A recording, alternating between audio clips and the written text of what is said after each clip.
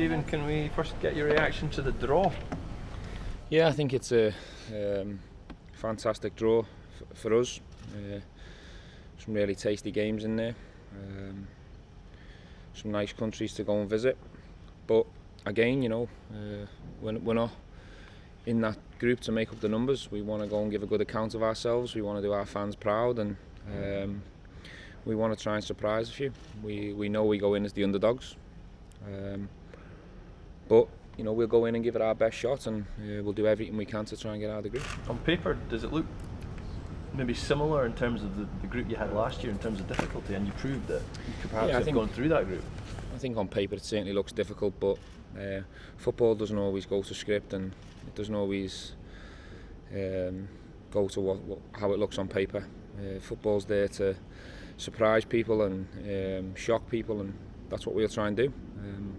We'll go in prepared for every game, and we'll do everything we can to do our best to get out the group. But for sure, we're not just on a journey to enjoy this. We want to try and do the club proud. How you reflected on the way it all ended last night? It was pretty tense, wasn't it?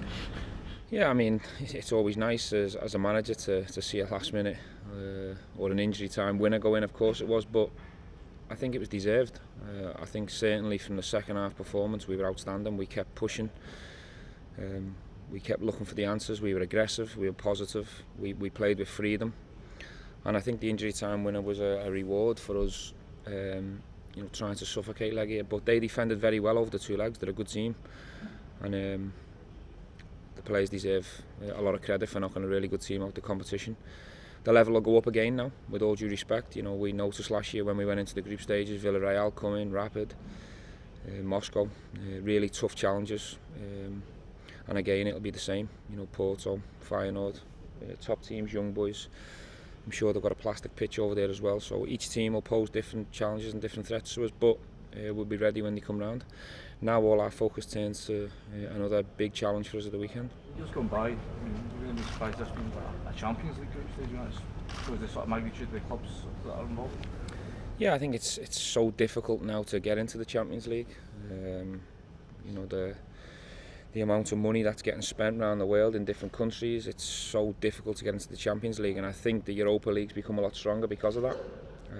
Again, as the competition goes on, there'll be more Champions League opposition dropping into the competition after the group stages. So you're just looking at the draw and the amount of teams, the amount of quality sides with Champions League experience in the draw. It's such a difficult competition to go and win. Now look, we're obviously in there on merit, but we're obviously not one of the favourites to go and do that, but it's fantastic to be part of it, that's for sure. I think the finances involved, it can be worth up to £10 million participation in the group stages. Does that give you any avenue to go and perhaps re-explore the Ryan Kent situation? No, nothing's changed on the Ryan Kent situation. Again, we'd love to have him here. Liverpool's stance hasn't changed on the Ryan Kent situation. So we move on and we move forward unless we were to get a phone call on that situation. It's as it was. But everyone knows what we think of Ryan Kent and how much we'd love to have him here. Would you looking to use the funds that you might be getting from the competition to perhaps make any other business before Tuesday's deadline? Listen, we've done a lot of business in the summer. Just because we've qualified last night doesn't mean that the board are waiting at the front door with a bag full of money for me. Sometimes you have to realise that they gave us the support before last night to try and put us in a position to qualify.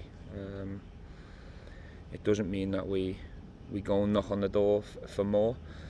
I think we've had good support from the board so far, but nothing changes in terms of our recruitment and our drive. If a player becomes available that we think can improve the 11 and the squad, we'll do our best to be at the table.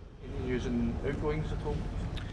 Yes, there's a chance young Jake Hasty will go to Rotherham on loan in League One to go and get some games. He's a big talent for the future, one we've got a lot of hope for. But having had him with us for 3 months, we believe the best thing for him at the moment is to repeat games of football. So he's got permission to go and speak to Rotherham. He's going to have a chat with the manager sometime today, and he'll make the decision whether Rotherham's the right place for him. But having known a few of the Rotherham staff really well, I've got confidence it could be a good move for him. there's more noise about other players. I predict there'll be another 2 or 3 that might go out as well. But there's no solid information on it. Only Jake at the moment. There's rumours of little Halty going out. There's a few different interested parties in him. Same with Grezda. There's been a few phone calls over Dodu, but we'll wait to see what happens in the next 48 hours over them 3. The ones in Kamala, is anything? Who? The ones in Kamala, is anything? We haven't had a call. We haven't had one call over Graham Dorrans. Stephen, when you said there nothing changes in terms of the transfer front, are you in a position now where you can't accept any bids, given it's so close to the window? For None of my players will be going out the door. It's too late. We gave everyone worldwide enough notice and told them that all our players have a price, but we also made it pretty clear that nothing will be happening in the last week of the window. I think I was clear and fair on that. And the reason being is because, you know, our replacements for these players that we work on behind the scenes, just in case, I think it would be virtually impossible to get them out the door to replace, so we'd leave ourselves in a really vulnerable position if we were to let one of our best players go now. Plus, I'll be really honest and truthful with you, we haven't had a concrete bid, a solid, in black and white on a piece of paper bid for one of our players as of yet. what have you made of this Celtic team? What do I make of the new look Celtic side? Well, I think you can only judge on from the beginning of the season up to now, and they're doing very well. They're scoring goals, they're winning football matches. I think they've only had 1 defeat this season. So yeah, I think they're coming into this derby in good form, in a good place, with confidence. You know, they qualified at ease over their 2 legs. It's got all the makings to be a fantastic tie, and we're really looking forward to it. It'll be a tough game for us. I know you get asked a lot of questions about him, but how much of a different player do you think the overall package is Alfredo now to one in which he got sent off at Celtic Park? There's definitely been signs of maturity and improvement in his behaviour. You know, I think he's trying everything he can to improve that department of his game. We're doing everything we can. The players are as well, to support him and help him. He's still young, of course. He'll still make mistakes moving forward, but I think since that moment there's definitely been a marked improvement. Having said that, we don't want to take the fire and the competitive edge away from him, because we believe that's a big part of his game. You know, all we ask is that people give him a chance out there, you know, and treat him like everyone else gets treated. But for me, I'm really proud of his behaviour so far. James, are you the sort of player, the captain, that will put your arm around him? Yeah, especially on the pitch, you know.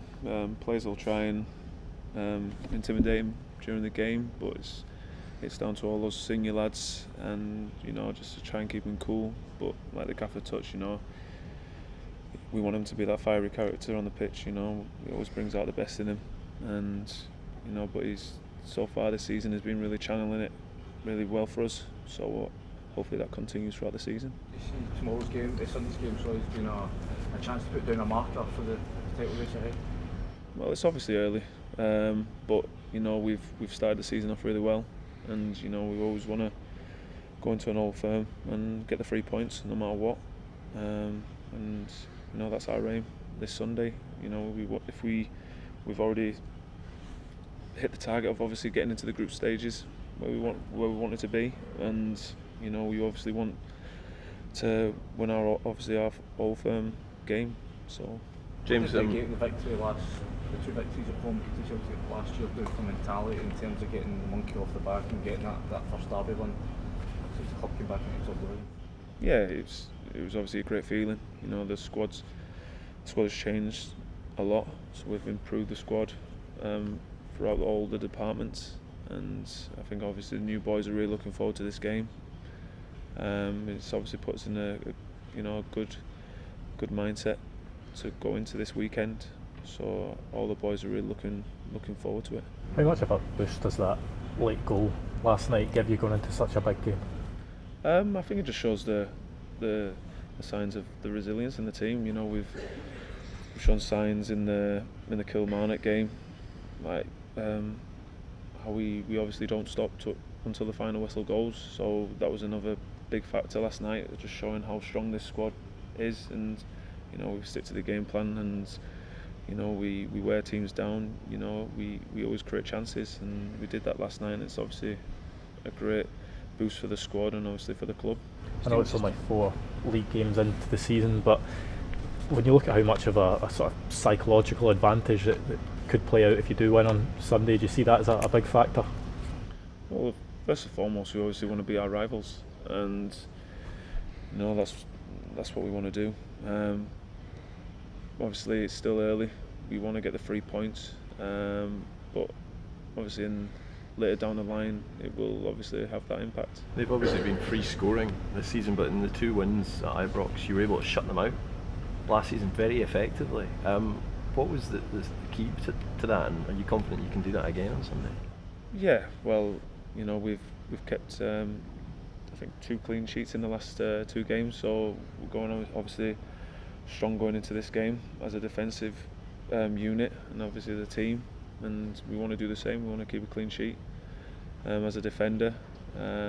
So you know, we just got to stick to the game plan, do what the management team tells us to do, and you know, we'll obviously create chances in the game. You said last night after the game that, you know, this one was for the fans, sort of thing. That, is your message to the fans that, listen, you can create an atmosphere like you did last night in light of the recent punishment today, just continue that way? Yeah, I thought the fans' behaviour last night was outstanding, and yeah, just to repeat from the last press conference, if that continues, it gives a real positive image to the club, and we couldn't have done what we did last night without that support behind us. I thought the place was rocking, they were terrific, and you know, they proved last night that we can behave in the right way, which was fantastic. And just on the point that James said about, you know, potentially if a player was trying to wind up one of your players in this fixture, the Old Firm, beat Alfredo or any of the new boys, what do you say to them? Well, to be honest with you, that happens. Gamesmanship happens in all kinds of different games of football. The Old Firm's no different, you know. It's just the way it is. That's part of life. I've seen it in all the Old Firms that I've been involved in since I've been up here, but it's not going to change. You know, you've got 2 sets of players that are desperate to win. Of course, it's still early in the season, but there's an international break after this fixture, so the fixture comes with more importance, if you like, because if it doesn't go your way, you've got longer to stew over it, and that's not what you want to experience. You want to finish this block of fixtures off in a positive way, so we need to try and find that performance. We know we've got it in us. I think when I first came in, there was a fear of Celtic. I think the supporters, I also predict some of the players feared these fixtures. I think over the course of the 12 months we've proved that that's not longer the case, and on our day we're a good match for Celtic, so I predict another real close encounter, and it's a game we're really looking forward to. And that fear, you think, Stephen, is what, just playing years of catch up? Well, look, this club's had a tough time. It's been down the leagues, it's been back up. Celtic have continued to have Champions League money and continued to strengthen and bolster the squad, and it's been a game of catch-up. The gap was huge, and it was always going to take time to close that gap.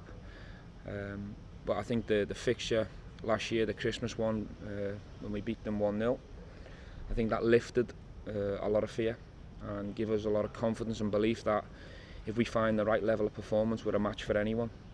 Certainly at Ibrox, and that's what gives us confidence going into this fixture. Can you use any injury updates? Borna Barisic is going through a process. He's had a minor concussion. I believe it comes in 4 or 5 stages. He's gone out to do the second and third part of the process, which I'm told he's passed, and tomorrow he'll have to do stage 4 and 5. Assuming he comes through 4 and 5 in tomorrow's session, he'll be available for selection, but he is a doubt at this moment. Shea obviously never trained for a week and went into the game and played 90 minutes, so he's one that we'll have to see how he recovers in the next 24-48 hours before we make a decision. Other than that, it's just a few bumps and bruises from last night, which we all should recover from. What was Shea's issue? He's got some bone bruising from a really nasty kick that he suffered away at Legia. and as we say, he was a major doubt for last night, but he pulled through for the cause and for the fans, and played with pain last night. So credit to him, because I actually thought he played a lot better second half than first half.